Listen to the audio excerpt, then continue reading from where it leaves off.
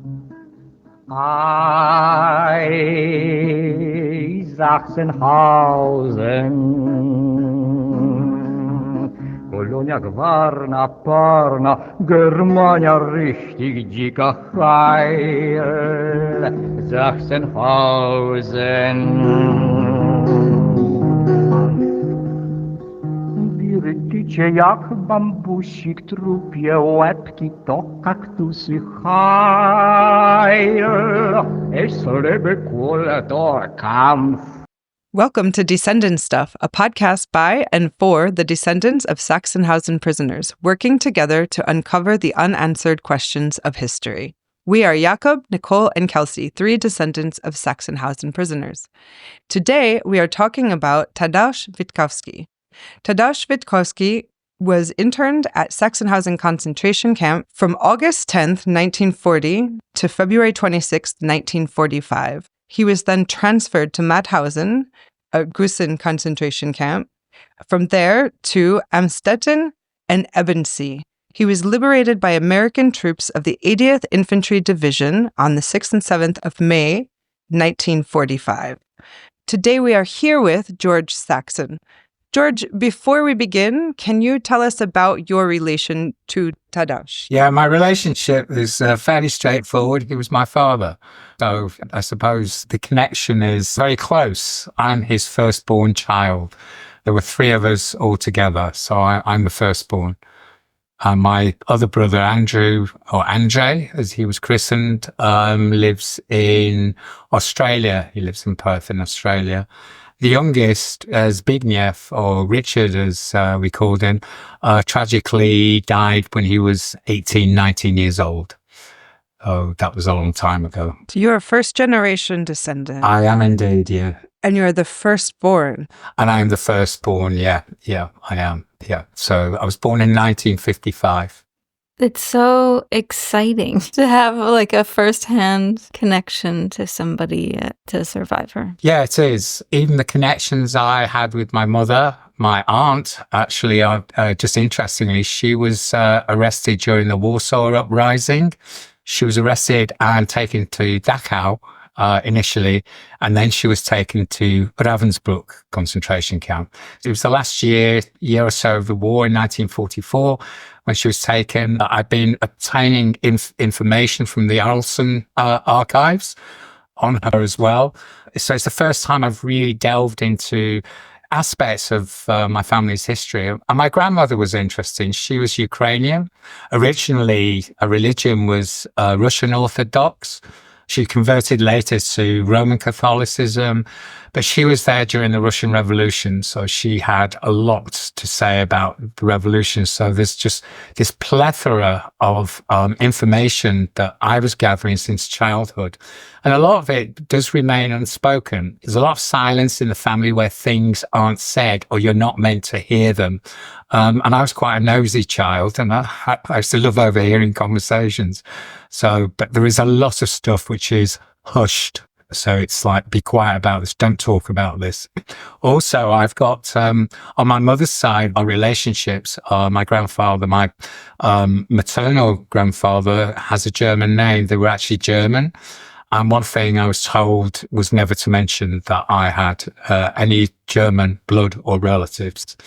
Why is that? I think after the war, there was hatred. Or my parents or my mother, more than anything else, felt there was a hatred of Germany, especially because of what happened with the Holocaust and the pain and suffering that went on for those 5 years during the war. So it was just don't tell anybody that you've got German blood. You know, just keep that quiet. So I'd say I'm a bit of a mongrel, really. That's one way of putting it. So I've got Russian, Ukrainian, Polish, Tatar. My father's side is Tatar as well. And I am aware that the Tatars did at one point invade, they did occupy Rzeszów. I can't remember the years exactly, but and I was told by another survivor, who I'd met, a guy called Zdzisław Jaśko, who I met in 2006. And he said, "Oh, your father was definitely Tatar." And I think there's something about the bone structure and the looks. So he said, yeah, your father was, because he said, I come from a Polish Tatar family as well. So there's all these strange connections, and you're trying to navigate where you've come from, who these relatives are, who these people are, where does my father come from? Because a lot, as I said, wasn't really spoken about. My father spoke very little about, and we were told not to ask too many questions about what happened to him during the Second World War. So even though you grew up with him and you have that firsthand, experience of dialogue with him and just knowing him as a person, you've still had to research and piece together a lot of his story? Absolutely. It wasn't until later on in his life where perhaps I developed a greater interest in what happened to him, and he began to volunteer to discuss things more with me about his experiences. Like a certain incident that my father would sometimes during, perhaps he was teaching me some mathematics. He was a very good mathematician, and he would suddenly, out of the blue, suddenly start speaking German and start reciting his concentration camp number. And he would take off an imaginary cap and stand to attention and address whoever it was, an SS officer or in the camp. And I remember that incident a couple of times, actually. And at first you were quite alarmed about what does all this mean, And my father actually encouraged me as a child to learn German as well. My mother wanted me to speak French, but my father was trying to encourage me to speak German. I was pretty hopeless at it, I must admit. My mother was a bit more romantic, said, no, French is the language of love. But I was much more interested in learning German because my father said, look, it's going to be a very useful language to have. And you did do it. I did learn German a little bit at school, but then I stopped. So I was 13, 14. I was rebelling at that time. I was quite rebellious. I wanted to do my own thing and be an artist. And their relationship wasn't very good either. So the home life at that point, I couldn't wait to leave home and grow up and lead my own life. Hence, probably because that question might come up, I changed my name to George Saxon. Once I realized that Sachsenhausen is Saxon house. Yes, that's right. If you translate it to English, I'm wondering if that was a conscious connection? No, it wasn't actually. I became conscious of it later on in my life. But no, it wasn't. Curiously enough, I chose the name by going through, we lived in Manchester in the United Kingdom at the time. And I went through Manchester street names that I quite liked. And one of them was Saxon Road or Saxon Street. And I threw dice to determine the change of name that I would have. And Saxon came up favorably with a throw of the dice.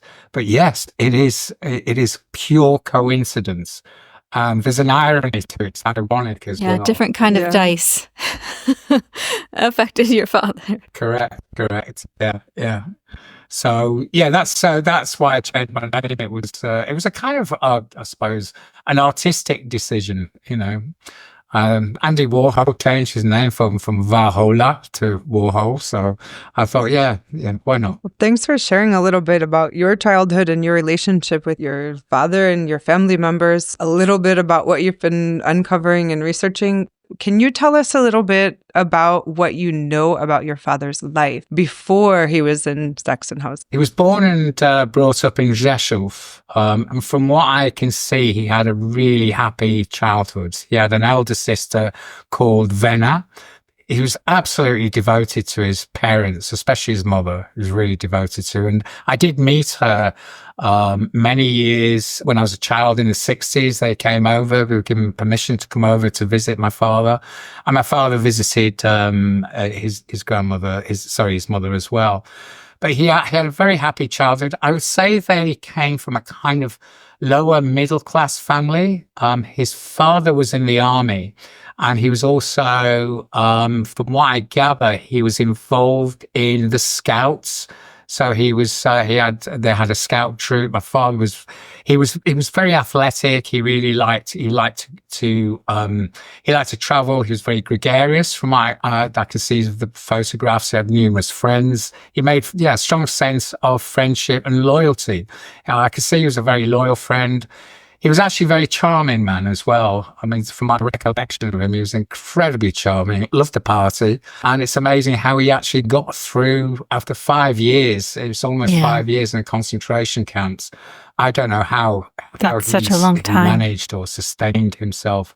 It is, yeah. I think one of the questions I often ask myself is, how did he survive? How? I just don't know how. I can't fathom how he was treated. I know some of how he was treated, the beatings that occurred. There are numerous stories that he did tell me. His life was actually saved at one point by an SS doctor, which came as a bit of a shock to me. And I remember once he said vehemently, I would defend that doctor to this day because he did save my life. I don't know what this SS doctor's name was. I've been trying to find out if there were any good SS doctors that help the prisoners. I don't know.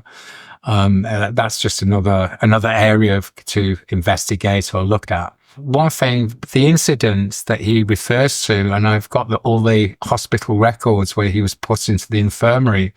He pretended that in Polish it's called a ślepa kiszka, and in English it's appendicitis. So he feigned that he had appendicitis. He said the work was so punishing. I actually suspect he was put into the Klinkerwerk. And I know one of your relatives was at the Klinkerwerk.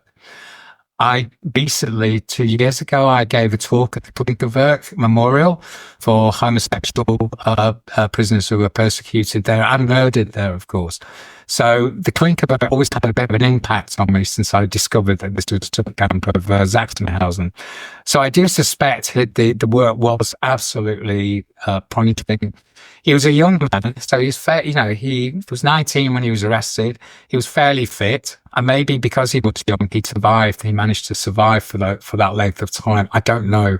I just don't know how anybody could have survived those terrible places.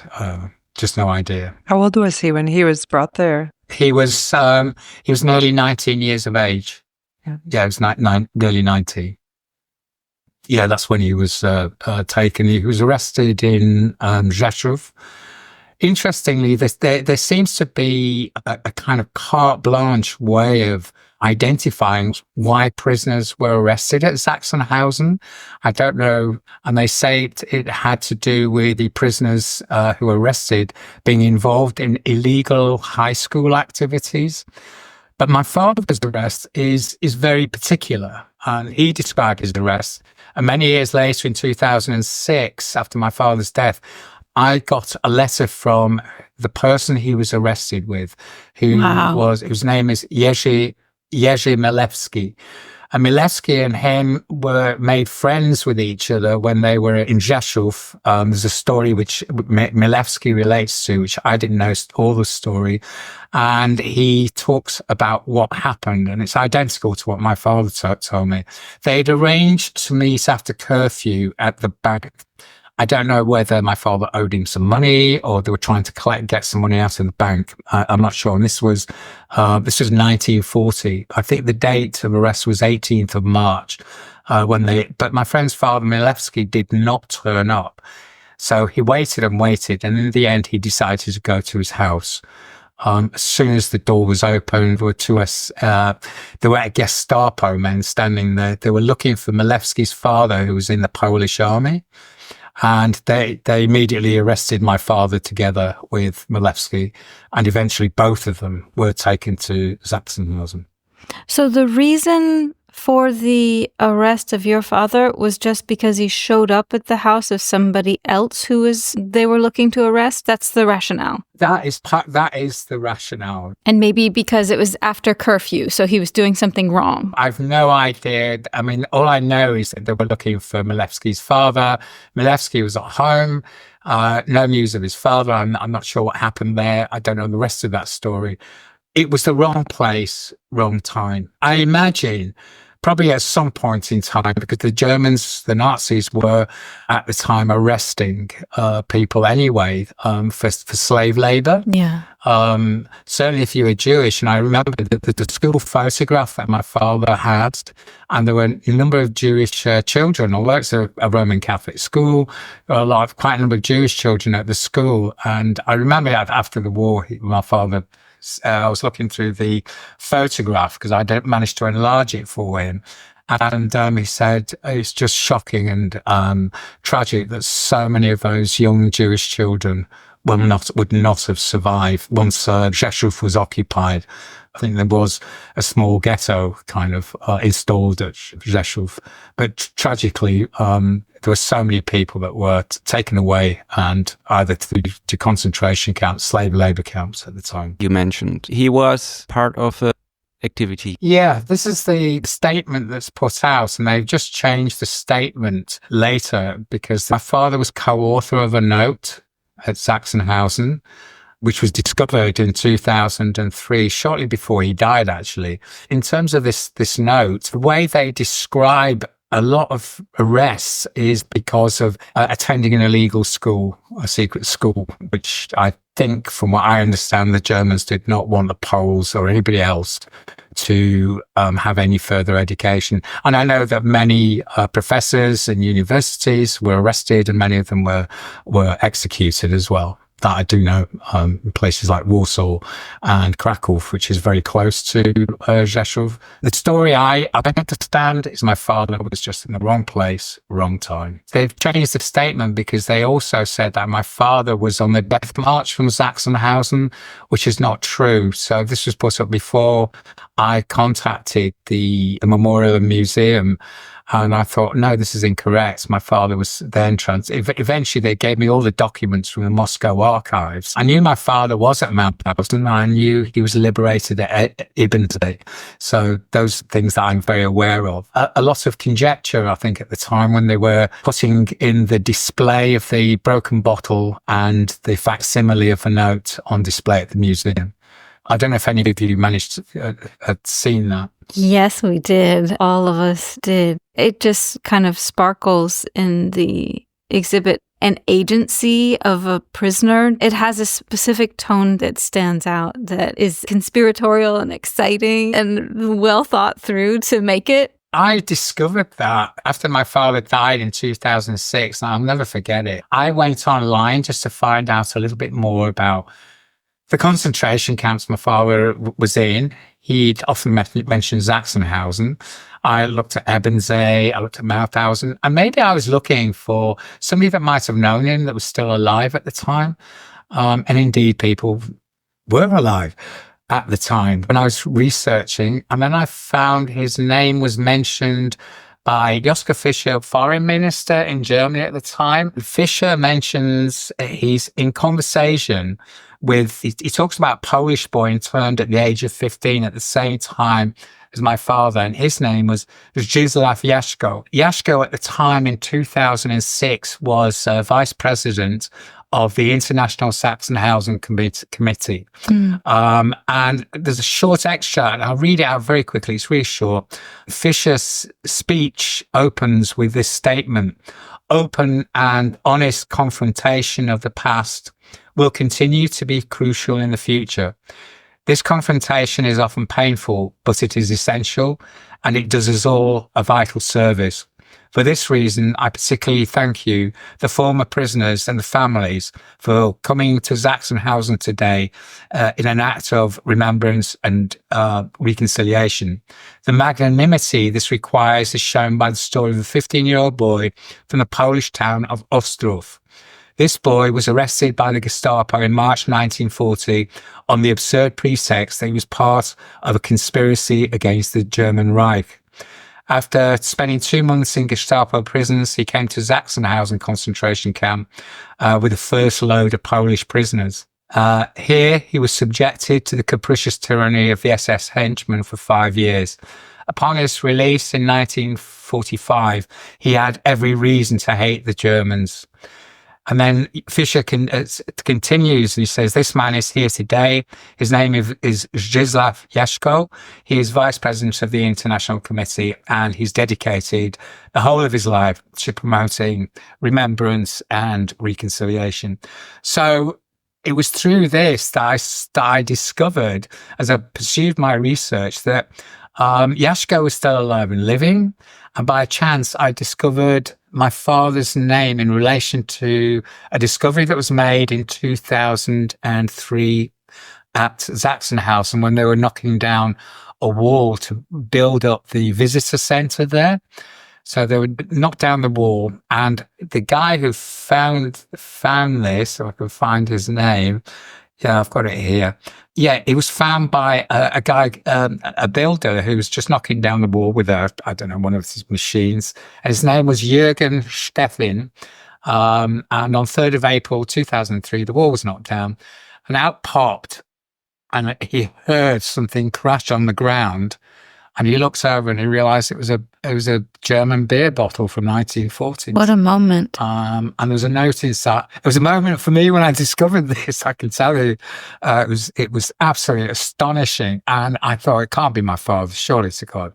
And there's two people that wrote the note. One was my father, Tadeusz Witkowski, and the other one was Anton Engerman from Cologne. He was arrested because he was against the Nazi regime, and he was a communist, and that's why he was arrested.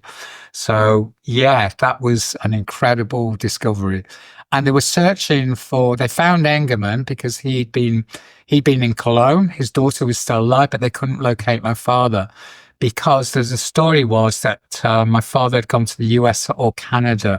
Indeed, we did end up going to the United States when I was a child. We left London in about 1959, 1960. My father obtained work in Chicago, and we did move there.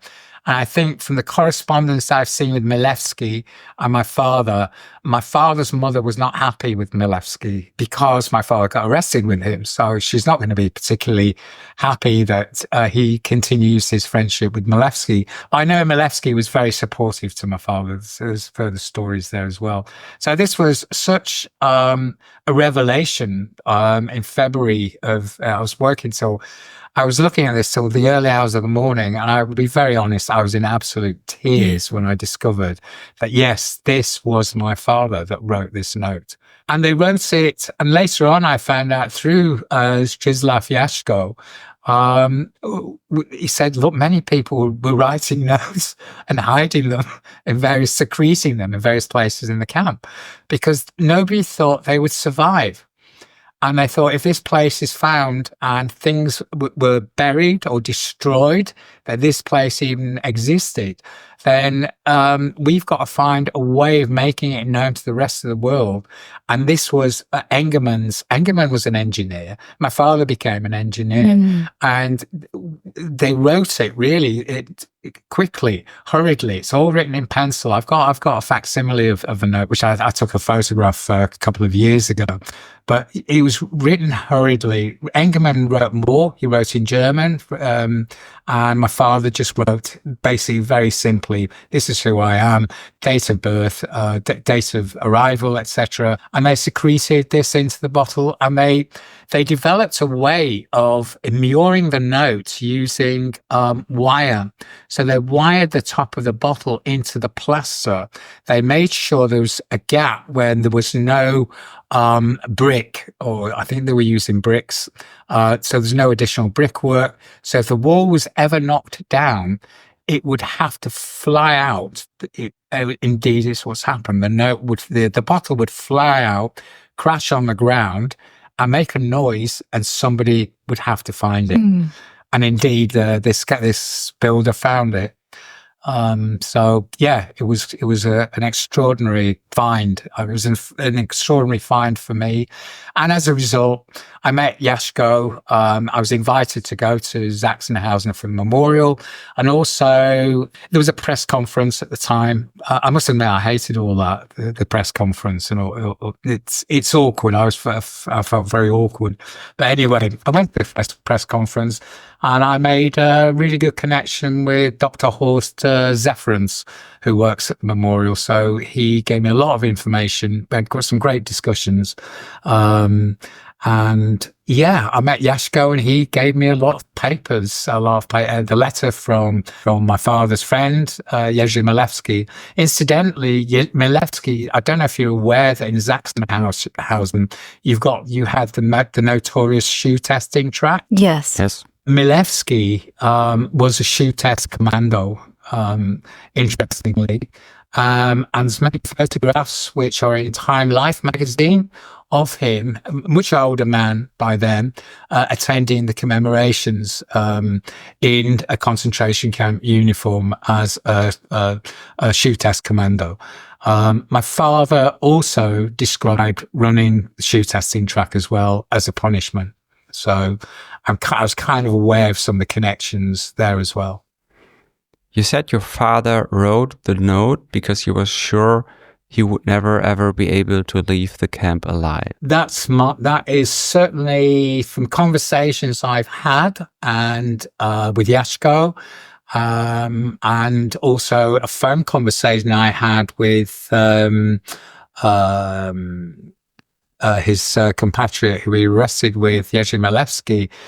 Yeah, I think they needed to leave something behind that indicated that these people existed, they were there, in case that at some point all records would have been destroyed, lives would have been taken, and perhaps this is the only the message is that they would have been the only indication that something happened there. As it was liberated anyway in 1945. But yeah, I strongly suspect that's why they left the note there. That eventually somebody would find it. Do you think he was afraid to be killed in a murdering campaign? Or do you think he was afraid to be just randomly killed? Or do you think he was afraid to become sick and die because of bad health conditions? I think it could be any one of those incidents that you just mentioned, Jakob. Yeah, it could be any one. They didn't think. I think it was 1944 the note was written. One thing he did say, 1943, the food was a little bit better, but by 1944, things had changed dramatically because obviously Germany was starting to lose the war.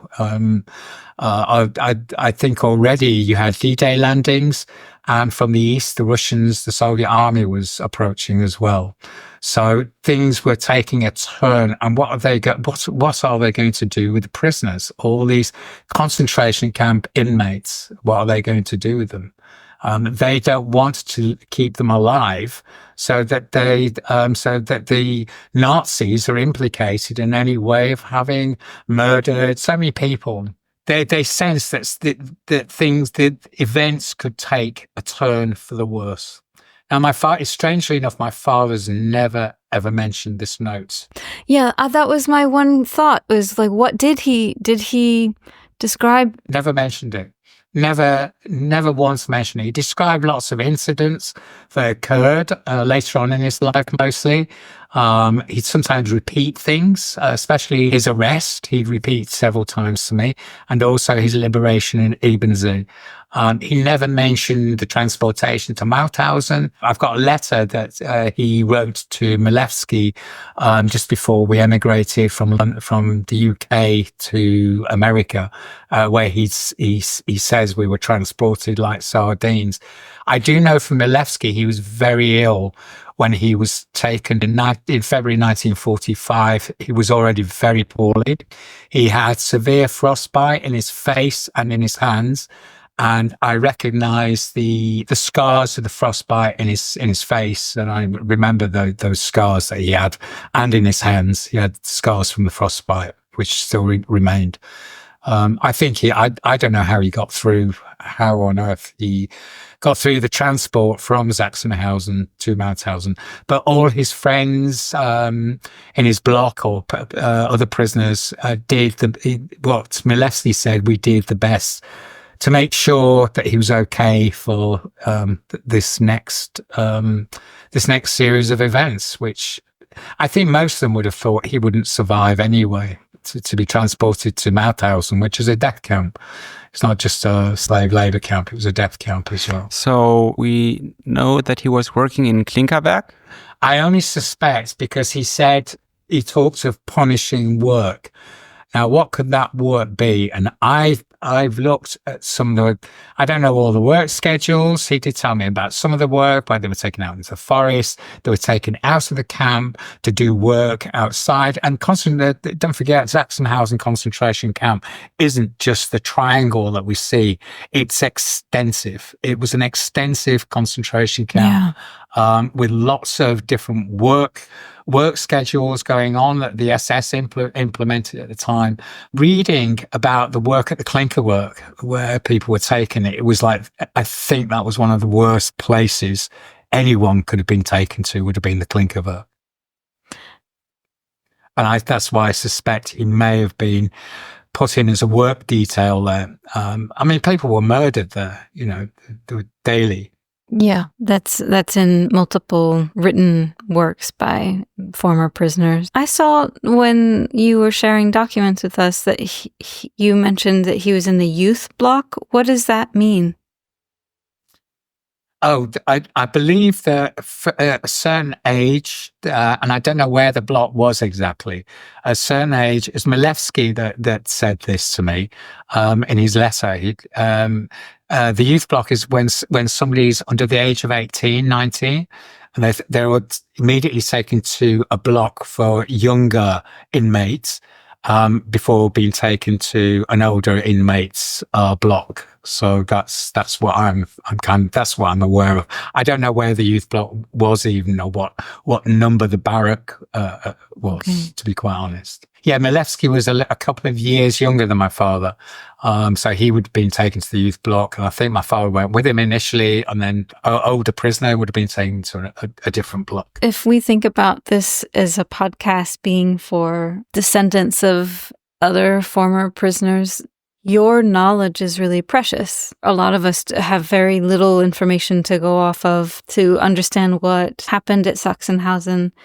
And I wonder if your father had any stories that he told that stand out to you that illustrate what that time was like. I mean, he talks about the punishing work. He talks about the treatment he received, the beatings. So he was beaten. He had to carry corpses. The food was appalling. He talks about how appalling the food was. The ersatz coffee that they might have had in the mornings. He talks a little bit about that. One of the stories he just did come out with, but it was later on in his life, and it's one that I can't quite decipher. I remember talking to Horst Zefferens about it. There was some sort of diamond smuggling going on.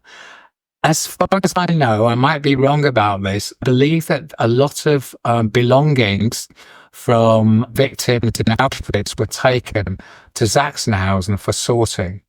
Now, I'm not entirely clear on this, and I suspect that there may have been some diamonds stitched in or sewn into the clothing there. My father, there was some connection with a couple of SS officers that were on the other side of the fence. And I don't know if it was a bribe. I'm not sure exactly what it was, but my father describes having to throw diamonds in a bag over the fence for the SS. And I didn't, because at this point it was the beginning of his Alzheimer's. I tried to extract as much information, but he did mention the story a couple of times. And he describes then another SS officer finding out about this. So this was illegal for the SS to have done this anyway, to benefit for themselves personally. So what I found was interesting is that my father was then questioned by some other SS officers, and he managed to talk himself out of being in trouble. He would have been shot for it. Apparently, the two SS officers that were taking the diamonds were eventually executed by the SS themselves. That is something that that's the one story that really springs to mind. That is one I just remember very distinctly because he mentioned it a couple of times, but I couldn't really ascertain or verify the accuracy of it because it was very hurriedly said that certain things were just memories to him, that he remembers doing certain things. Obviously, the appendicitis incident I do remember. One thing that was interesting, I found out that he said, I had respite from the hard work for about 3 or 4 days in the infirmary. Well, when I got the documents from the Moscow archive, he was in the infirmary for a good 6 weeks. So he had a good chance of recovering, even though the SS doctor found out he was feigning illness. He could have been shot for that. I sometimes wonder how he survived. Maybe he charmed them. I don't know. I've no idea how he survived that. Maybe he liked him. Maybe the other thing in terms of survival there, you had to speak really fluent, good German. And my father learned German. He was fluent, speak it no problem. His German was impeccable. Also, interestingly, Rzeszów, it was called Reichshof, I think, during German occupation. I've just downloaded the maps to find out exactly where he lived and his parents. I've now got it. So I've got a map from 1944 because all the street names were renamed in German.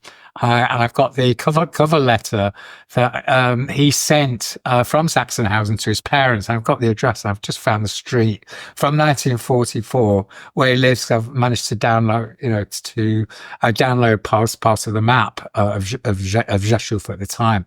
But in Rzeszów, during the 19th century, I think, or 17th century, German was the spoken language. But don't forget, Poland at the time was carved up anyway between Russia, Austro-Hungarian Empire, and everyone mostly spoke German. So there's a lot of German speakers in Rzeszów at the time.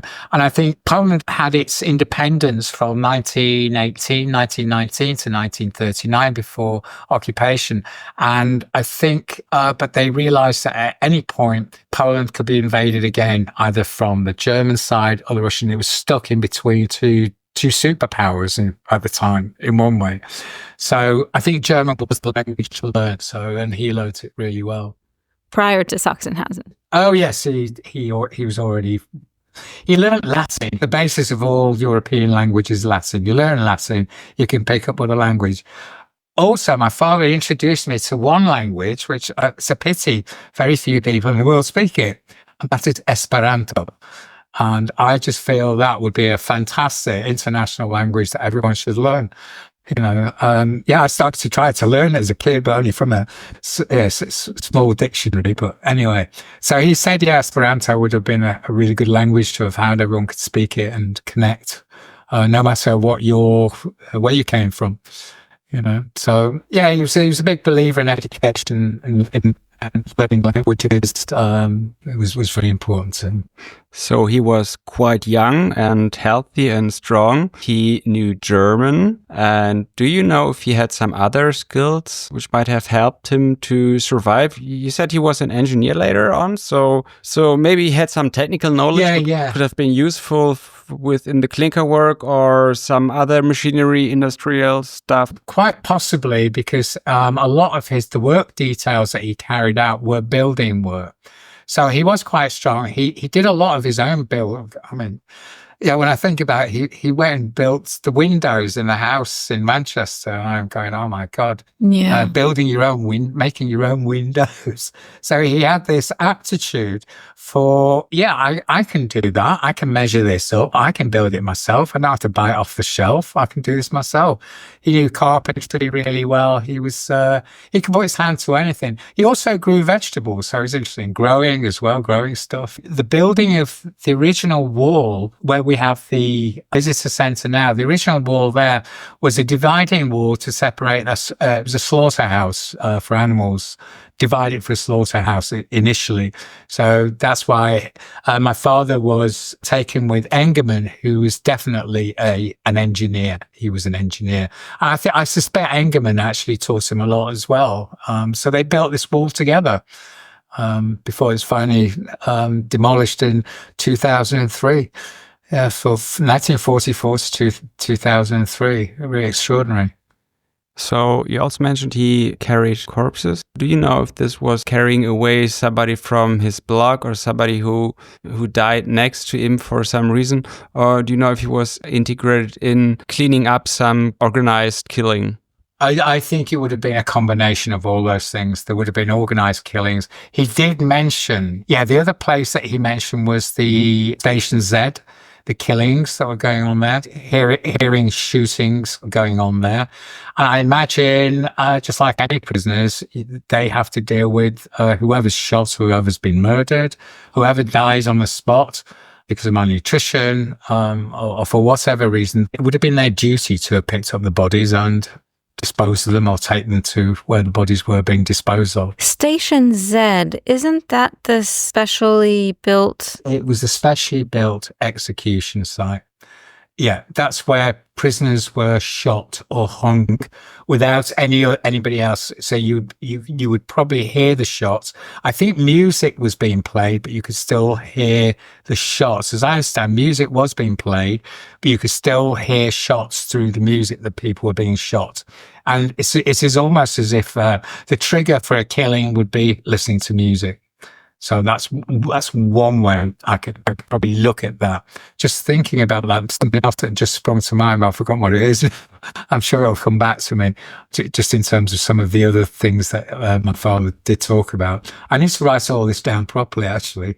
Yes, please. I can't get over the appendicitis. He was in a grueling work duty. It occurred to him to feign that he had appendicitis. And then when he went to the infirmary with his non-appendicitis, they operated on him for the lack of appendicitis and discovered only in the operation that he did not have it. Is that correct? Yeah, the SS doctor discovered he was totally telling a lie. This was not, of course he didn't have appendicitis. But for some reason, he seemed to let my father rest there for, I think it was a good 6 weeks.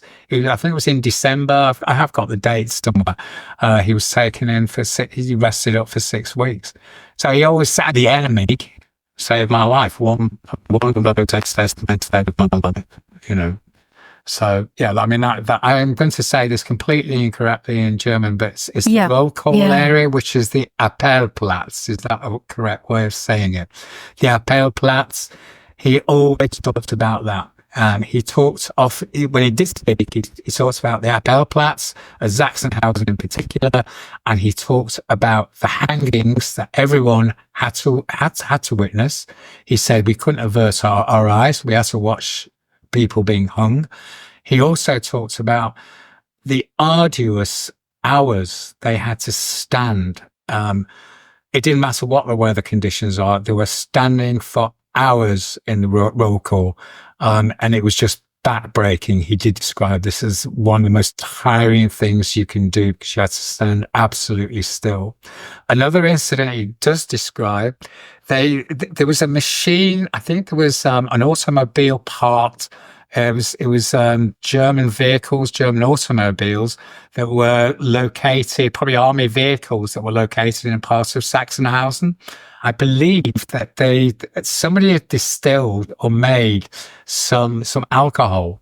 They produced some alcohol there. So the alcohol might have been used for cleaning or machinery, but somebody had distilled some alcohol. And they gave my father some of it. Whether it was a practical joke or not, I don't know. But he said he was so, he just got so drunk and it was roll call time. And they had to hold him. His comrades had to hold him up. So, and my father apparently he said, I was laughing uncontrollably. And he said if I had been spotted by the SS or anybody just laughing like that, they would have tried to shut him up. I can just imagine the scene, two of his mates standing there. It's petrifying. It must have been petrifying for them. Yeah. My father, because of the alcohol, it was probably machine alcohol, I don't know what it was, had such a terrible effect on him. He was just laughing uncontrollably. So I do remember that story. And were there any repercussions from that? That I don't know. He did say that there is something. He does describe his punishment on the shoe testing track. Now, I'm not sure whether it was a result of the alcoholic incident or whether it was as a result of him feigning illness, because he did say he was beaten he wasn't severely beaten, but he was certainly beaten for feigning illness. Whether it was the SS doctor or somebody else, I don't know. But he was beaten for it. Not badly, but he was beaten. But at least he said that helped him survive. But yes, there was a punishment. What it was for, I don't know exactly. And he was made to run the shoe testing track with rocks on his back, 40, 50 pound rocks. And also the shoe testing track was predominantly for German military footwear at the time. Usually prisoners were made to run in ill-fitting boots to test the track on different surfaces that were created on the shoe testing track. He said, I was given ill-fitting clogs. So these are wooden clogs. And I do believe that most of the footwear there was clogs. People wore wooden clogs at the camp. And I know that from something I read from a Norwegian inmate. Even at the Sachsenhausen memorial site, it seems like one of the most abundant artifacts are these really rough-looking, barely foot-shaped wooden pieces. And it's not like the whole thing is carved of wood. You just have this piece of a wooden plank that maybe vaguely resembles the shape of a foot. And that's what he would have tested. That's strapped to your foot with a piece of cloth maybe or something. That's right. Correct. And I think that's exactly what he would have been asked to do, to walk or run the shoe testing track. I've got a feeling he might have been caught after maybe somebody had informed on him or something happened. And it could have been because he'd been absolutely paralytic, to use because of this alcohol that somebody had given him. So it could have been because of that. He does describe running the shoe testing track. And Milewski's, his friend, of course, was a regular shoe test commando. Do you know how he was labeled from the Nazis in the concentration camp? How my father was labeled? Yeah. I don't know exactly, but I suspect he would have I can't remember all the distinct colours of the triangle. He would have been seen as a political prisoner. Red. Probably political, yeah. Okay. I've got a list of all what the triangles mean, all the triangles, and you've got the Star of David, then you've got, so I do know why people were arrested. They would have had a particular triangle assigned to them because of where they came from or what they were arrested for. That I'm aware. Jehovah's Witnesses had one particular colour, then political prisoners had a different colour. But I don't know exactly, no. He never spoke of it. He spoke of the uniform. He certainly of the uniform they had to wear, the striped pajamas, if you like. He did speak of that and how uncomfortable it was. He described the cold. He described in unbearably cold conditions. Yeah, he said it was really unbearable. I think one thing that was very important to him was the friendship. They developed very strong friendships in the block he was in. I made a piece of video work when I'm running around the block, which is now demarked. When I first went in 2006, there were no demarcations of the blocks as they existed. All there was this small concrete block with the block numbers on. So in 2006, it was a very, very different place. And I think the Memorial Museum did well. I have got some footage, actually, which I'm quite happy to send to you, of a conversation I had with Horst Zeferens, where Tower A at the time, Tower A was not open. Tower A is the main tower, which is often referred to. It was one machine gun controlling the whole of the Appellplatz, often referred to as the geometry of terror. So, and I remember Horst telling me, obviously, how prisoners were treated at the Appellplatz. I began to get a stronger sense of what the concentration camp was about, especially because what we had in front of us at the time was the DDR, the Soviet constructions. So you have the big, you have the large, as soon as you walk in through under Tower A, the first thing you see is the monument, is the Soviet. It's really a Soviet monument. It's really to the Soviet soldiers that liberated the camp. So there's very little mention. So everything else is disguised. You know, the other blocks were just disguised with concrete facades. It almost looked like a garden at one point. You just thought these looked like sheds. The facades of sheds. And I think it's good that the architects at the memorial have opened this up now. So as soon as you walk in, you get a sense of the space, the magnitude of it, and you also get a sense of how large each block was. So yeah, and I can now locate, so yeah, I made a short piece of work called Block 46, where I'm having an imaginary conversation with my father. So it's a video piece, and it's on the Voice of the Next Generation website as well. Your father was a prisoner in Sachsenhausen concentration camp. How did it influence your life? That's a difficult question, because there's probably multiple answers to that. I think my early life, because things were secret, kind of hidden, you knew something had gone wrong, but I knew that about my mother, her family. I knew about that. My father spoke very little about it. It was hush hush. It was quiet. You had to keep quiet about it. I think my first recollection of my father beginning to open up a little bit about it was there was a series of documentaries shown on British television in the 60s, I think, or early 70s, called World at War. And we had to be absolutely silent through that. Either leave the room, or there was so leave the room, or just keep quiet and watch this.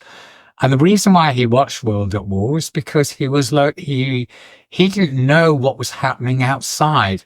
So I suddenly started to realize, of course, he's watching this. He's watching to find out what happened during the Second World War, because he had no knowledge, no idea of it. Because he was interned at Sachsenhausen. Imagine your only history of the war is what you experienced inside isolation. Exactly. So the outside world did not exist. There would have been talk in the camp of, hopefully we're going to be liberated eventually by the Americans, by the British, by the Russians. Who knows? But these were just stories. This is hope, isn't it? This is how people live. We will be liberated one day, until it comes to a point where no wonder they wrote a note in the bottle thinking, no, actually, we're not going to get liberated. Hope is a tricky thing. Yeah. But yes, there were times when it was difficult. He was a great father, but I know at times I had a lot of conflict with him. I think that's a lot to do with me just being a teenager. I didn't want to know about the war, didn't want to hear about it, when things were spoken about. In terms of how that influenced me, it didn't really influence me until later on in my life, especially when my father and I established a really strong bond and a strong friendship after my youngest brother's death. We established an incredible connection, and I wanted to find out more about it. I think I almost wanted to escape from the trauma of what had happened in Poland with my mother, with my maternal grandfather, with my father, being in concentration camp, grandmother's family, my grandmother's side. It's almost like I want to go out and play. I want to explore the world as I want to explore it, not with this hanging over my head or this. It almost becomes a symptom. It almost became a symptom, and you just wanted to escape. I didn't want to talk about it with anyone. I wasn't interested until later, until my early 20s, when I started to really think about it. And it wasn't really until my father's death that I realized that it had a huge impact. Less so on my brother Andrew, who lives in Australia, but I think it had an impact on me as especially being the oldest child. And I think it had a little bit of an impact on my youngest brother Richard as well.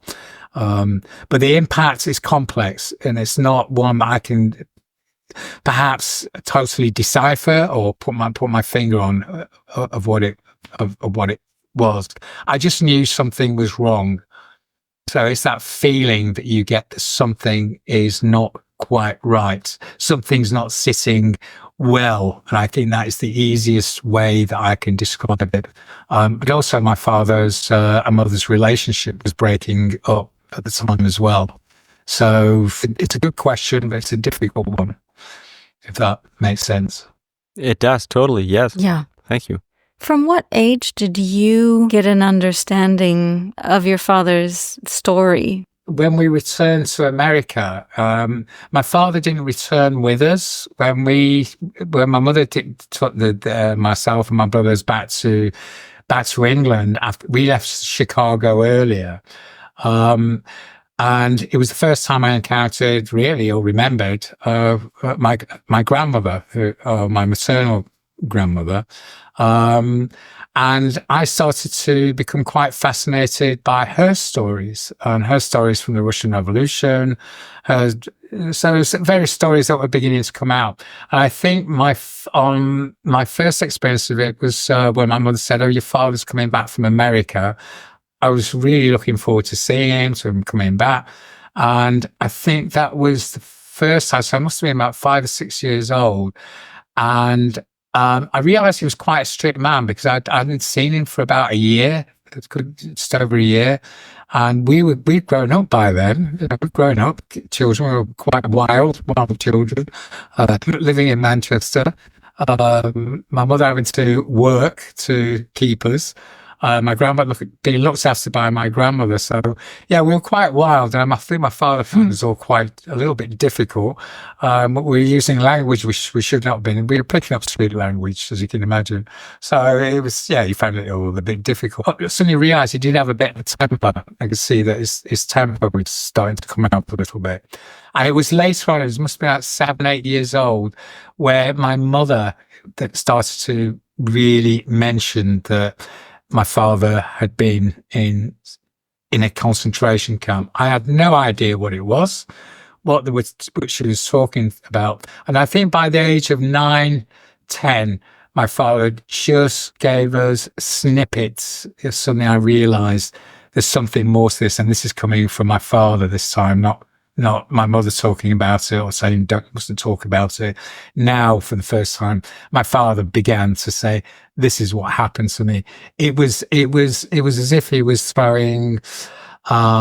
It was more anecdotal, so you didn't get the full picture, but you knew something had gone on during the Second World War. And I think at that time I was already fascinated by history anyway. So I was also delving into going to the library, getting books on the Russian Revolution, wanting to find out a bit more what happened during the Second World War. And also, I think it's important to remember that we spoke Polish, so I was brought up bilingual, and my first language would have been Polish. So I got a sense, especially when we returned from America, that we were different. And the kid, because I remember beginning to make friends, and everyone was speaking English. Yeah, we could speak English. We had American accents, I think, at the time, as I recall. But we were also seen as being rather different because we spoke this other strange language. So you were automatically made to feel slightly different. I didn't quite feel. I didn't feel I could fit in. And obviously my parents had a very strong Polish accents. Sometimes they didn't make themselves entirely understood, although my father spoke very good English as well. But yeah, you suddenly felt different.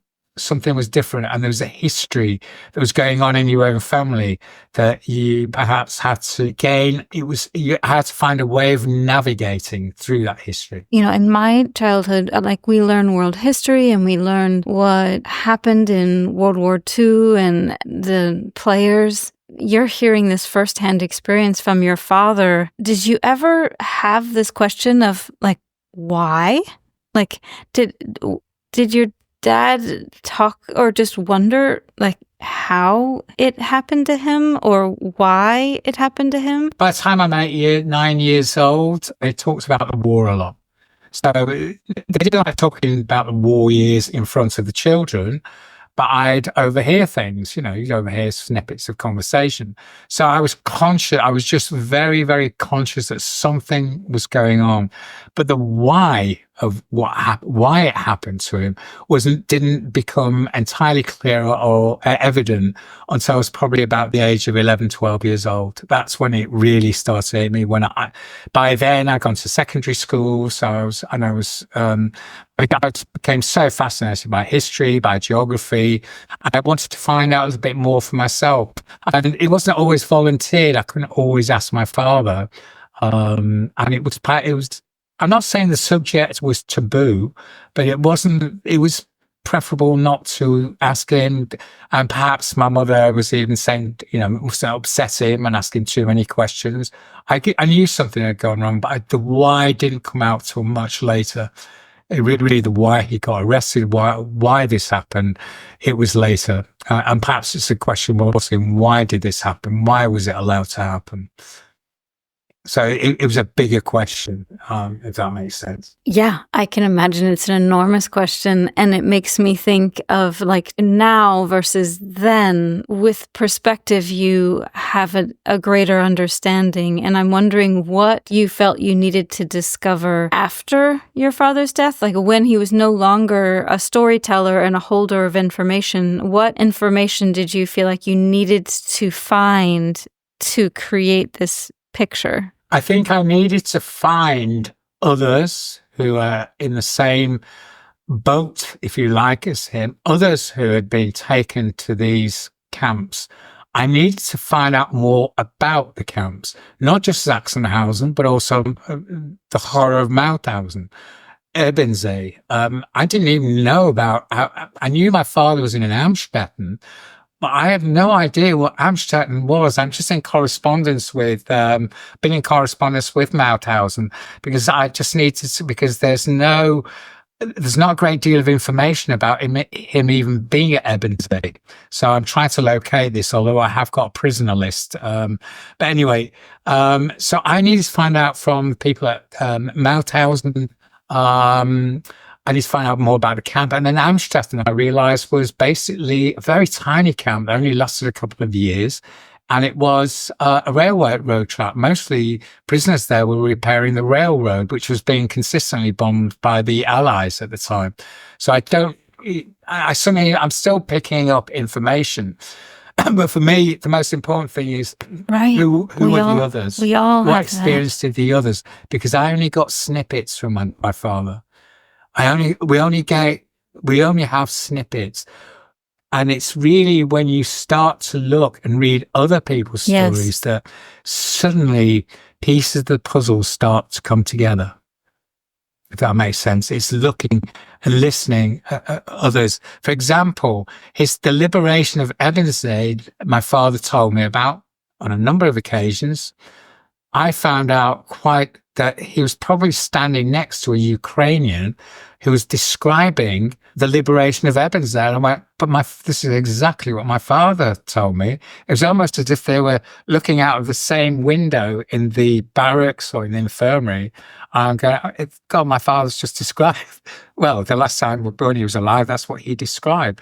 And I've also been really fascinated by British prisoners being at Sachsenhausen, for example, because there was a contingent of British prisoners there. Some of them were also murdered on the shoe testing track. So there's other stories. My father learned to sing A Long Way to Tipperary. I don't know if you know this song. Yeah. Yeah, a long way to to Tipperary. Tipperary. That's nice. So, the British Army at the time had been singing this, but they were singing this at Sachsenhausen. They were pointing to another special block, and my father says that's how he picked up English. He was learning through songs they were singing. I feel really rich to be able to speak with you, such a knowledge holder from first and second hand information. You reminded me, I've got to write this down properly. I've been trying to be impassioned about writing things down. So I wanted just to write things down as facts. This is what I heard. This is what I was told. And yet there is a lot of information that it's quite, stories from my father, from speaking to Milewski and people. They're very passionate about what happens to them. They speak with, you can feel emotion. And I think that's some of those, that Swiss cheese idea is it's really, how do people feel? Well, what happened to them then at the time? How do they feel? How do they feel afterwards? Really, how do they feel? How did it affect them after liberation? Those that survived, of course. George, do you have other questions that remain for you about your father and his life and his experiences that you're still trying to uncover? My biggest question is, how do you survive? How do you survive that? Okay, he was a young man. He had a pretty good chance. Probably the most interesting comment I had when I first visited Sachsenhausen in 2006, after I discovered that there was this note, and I let them know I'm the son of Tadeusz Witkowski. And I went to Sachsenhausen. I was speaking with Dr. Horst Sefferens, who's taking me around the camp. He's taking me and my family, my partner around the camp. And I said, again, it was a question that was in my head. And I said, how did they survive? It must have been an awful lot of luck. And he said, no, luck played a part. But he said, you have to have the will to survive. It is the will to survive. And it's something that I realized about my father, is that will to survive. And I think, yes, it's the will to survive. Once you give in, the will goes, you're going to die. And I think that's it. I don't know. I just feel that's what life is. You've got to have the will to survive, to fight, if we think about this podcast as for and by descendants of Sachsenhausen prisoners, do you have any questions that you would want to pose to our community or, other people, to plant a seed to ask them in future interviews, that you would be information that you'd want to discover through discussions with others? Yeah, I think it is, what knowledge do you have from your ancestor as a descendant? What knowledge do you have? One of the big questions for me is that I'm interested in not just my own father's experience, but everybody else's experience, everybody else's relatives' experience. Also, one of the big questions that stands out for me, and it's, if you have a look at the video at the end of block 46, my father often repeated one thing to me. I won't say it now, but I'll never forget it, because as a 14-year-old, I don't want to hear that man's inhumanity to man is so terrible, and it's going to be terrible. I want to live in hope. But one thing that I feel that does need addressing is, what do we mean by never again? Mm-hmm. I think that for me is a really big question, because I think it's lost its meaning when that was first posited. What do we mean by never again? How do we give it meaning? We watched our ancestors suffer at these places, and we said never again. But never again has become meaningless. And I think that's a big key for me. I think my father said this should never have happened. Never again. It was important. People suffered during that time, that period of time. And it had a huge impact on the rest of the 20th century, and even up till now, it's had a huge impact. And the sadness that I often feel is that people don't believe it ever happened. The conspiratorialists, the people that the Holocaust deniers, who say it never happened. That always upsets me. And I think these stories need to come out. These are first-hand experiences, especially obviously mine, because it's my father. It's gather all the information you can and say, this is how it was, this is what happened. Yeah. To me, this is such a gift. Your story is such a gift. And my family, we didn't know that our person even disappeared in Sachsenhausen. We had no idea he existed because the family had been erased. For me, it's just a journey to figure out whatever happened. Where did this person go at all? How did they disappear? And then, you come along and you've got all this first, just direct information. It feels really rich. So I'm grateful to have somebody who can so vividly describe and illuminate what Sachsenhausen was. And beyond Sachsenhausen. I've looked at all your relatives on the website, and it really did sadden me. And I've read your relative, Kelsey, and again, it just disappeared. But that story has to be told. Again, you have to say this person disappeared. We must say this. People do disappear, and how disappeared.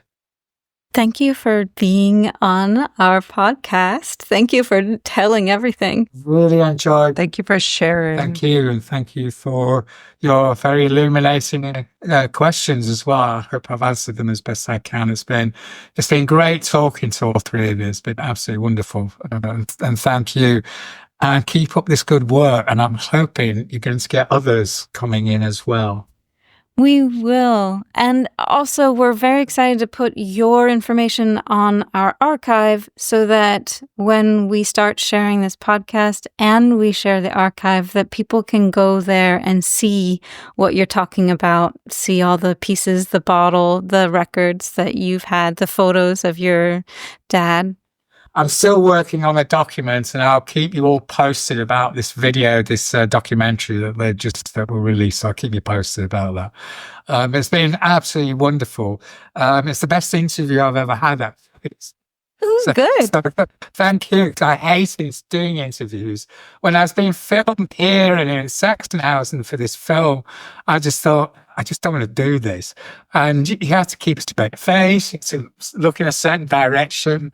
And it was just hard work, I mean, I don't know. I don't think they knew quite what to do with me. This is a sharing. We're sharing our stories. We're receiving the stories that are being shared with us.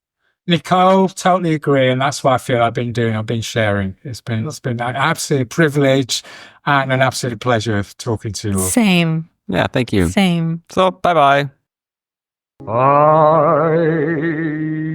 Sachsenhausen, błogosławiony raju, wszak wielbi Ciebie ludzkość, heil, Sachsenhausen.